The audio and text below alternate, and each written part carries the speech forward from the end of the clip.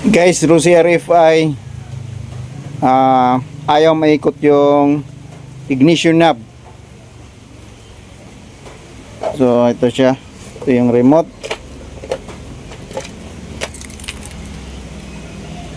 So kung titingnan, nagpo-function siya.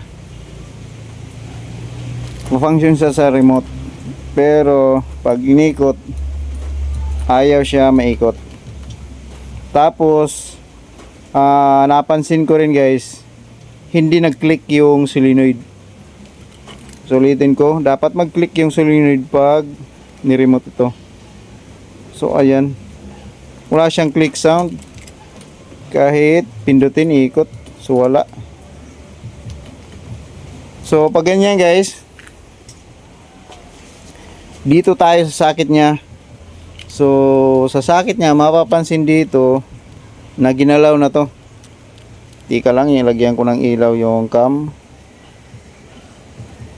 Yan. So yan guys, oh. Ito ginalaw na to dito. Kasi dito may mga balat na. Nabalatan na to. Yan, tatlong wire yung nabalatan. So dyan, paano malalaman na goods yung supply at saka kung good or bad yung solenoid. So tanggalin ko to, sakit. So dun sa mga lights, indicator lights sa knob, wala nang problema kasi umiilaw. So ngayon, ito-troubleshoot ko, i-check ko yung function kapag nire-remote siya, kung nagti-trigger ba, at saka yung solenoid. So unahin ko yung trigger. So pag ganito, yung trigger nito is negative. So ganyan yung forma niya. Itong hindi na klaro yung wire. So itong dalawang wire na to, ito yung papunta sa solenoid, itong dalawa. Ito at saka ito. So ayan guys, negative trigger. Yung negative nito is dito sa kabilang socket, itong yellow na may lining na green, siya yung trigger. Yellow na may lining na green na yun. So yan, ito yung tutumbukin ko. Yeah. Dito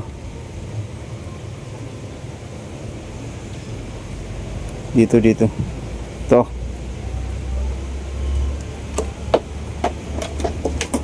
So yellow na may lining na green, ito yon. Yan. So pag pinindot ko yung remote, iilaw to. So naka-positive ako doon sa itong test light ko, naka-positive doon sa alligator clip. So dapat pag pinindot ko to, iilaw to. Ibig sabihin negative yan. So yan. So imilaw. So ibig sabihin goods yung remote, at saka may supply talaga, gumagana ang remote.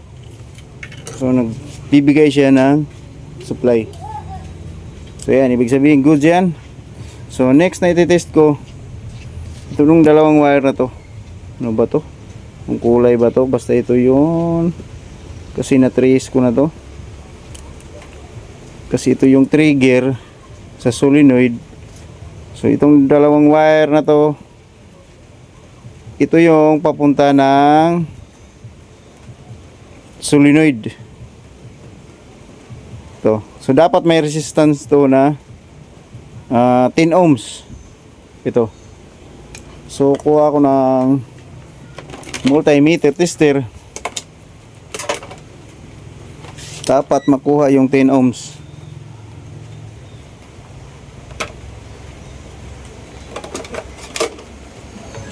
Yan. Tingnan natin kung ilan yung marireading. Ilang resistance. So resistance yung hinahanap natin dito.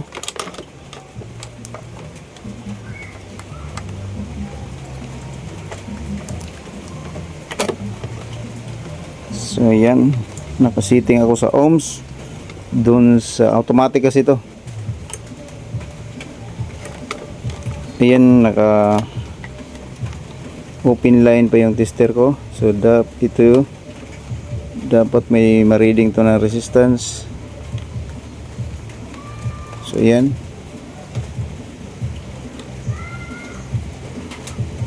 So ayan guys, open line.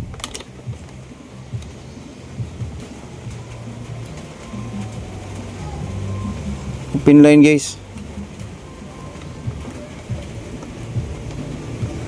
Open line lang siya. So yan, oh. Open line. So walang resistance. So kanina tinest ko na to guys, may lumabas siya ng mega ohms. So million ohms, so mataas. So ngayon wala naman. So ibig sabihin may putol talaga to. Putol talaga tong windings ng solenoid. So ayan, wala naman, open line na naman. So kanina nang ginagawa ko yung test, hindi pa ako nagbibideo.